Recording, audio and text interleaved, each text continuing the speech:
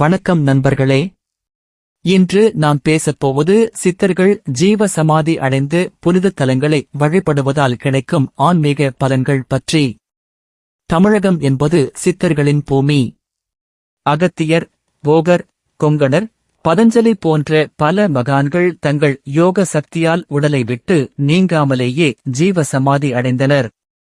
இதை ஜீவ சமாதி என்று அழைக்கிறோம். அதாவது உடல் இறக்கவில்லை, ஆன்மா நுண்ணிய வடிவில் இன்றும் அந்த இடத்தில் இயங்கிக் கொண்டே இருக்கிறது என்பது நம்பிக்கை. ஜீவ சமாதியின் ஆற்றல். சித்தர்கள் தங்கள் தவ வலிமையால் அந்தந்த சமாதி தலத்தை ஒரு சக்தி மையமாக மாற்றியிருக்கிறார்கள் என்று நம்பப்படுகிறது. அந்த இடத்தில் நிலவும் தூய்மையான அதிர்வுகள் நம் மனதையும் உடலையும் இயல்பாகவே அமைதிப்படுத்தும் திறன் கொண்டவை என்பது பக்தர்களின் அனுபவம். வழிபாட்டால் கிடைக்கும் பலன்கள்.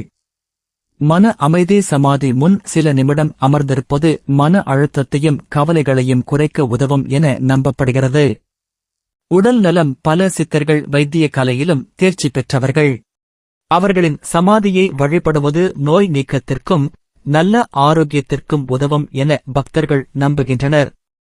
தடைகள் நீங்குதல். வாழ்க்கையில் தொடர்ந்து வரும் தடங்கல்கள் நீங்கி காரியங்கள் நல்ல முறையில் நடக்கும் என்பது ஒரு பொதுவான நம்பிக்கை. ஆன்மீக வளர்ச்சி. தியானம். தவம் செய்பவர்களுக்கு சமாதி தலங்கள் சிறந்த இடமாக கருதப்படுகின்றன. ஆன்மீக அனுபவங்கள் எளிதில் கிடைக்கும் என்பது பலரது கருத்து. குடும்ப சுபிட்சம். செல்வம், சந்ததி மற்றும் இல்ல அமைதிக்காக பல குடும்பங்கள் சித்தர் சமாதிகளுக்கு வருடந்தோறும் சென்று வழிபடுவது வழக்கம். எதிர்மறை சக்தி நீக்கம். பேய், பில்லி சூனியம் போன்ற எதிர்மறை தாக்கங்களில் இருந்து பாதுகாப்பு கிடைக்கும் என்றும் நம்பப்படுகிறது. எப்படி வழிபடுவது? மனதை அமைதிப்படுத்தி சமாதி முன் சிறிது நேரம் அமரவும். விளக்கேற்றி குங்குமம், விபூதி சாற்றவும். சித்தர் பெயரை உச்சரித்து மனமுவந்து வணங்கவும். சாத்வீக உணவு, மௌனம் கடைபிடிப்பது நல்லது.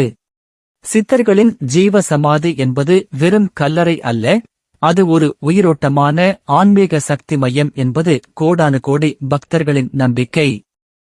மனம் திறந்து பக்தியுடன் சென்று வழிபட்டால் அமைதியும் ஆசியும் நிச்சயம் கிடைக்கும்.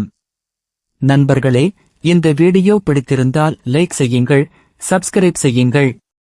நன்றி, வணக்கம். குறிப்பு: மேற்கண்டவை பாரம்பரிய நம்பிக்கைகள் மற்றும் பக்தி சார்ந்த தகவல்கள்.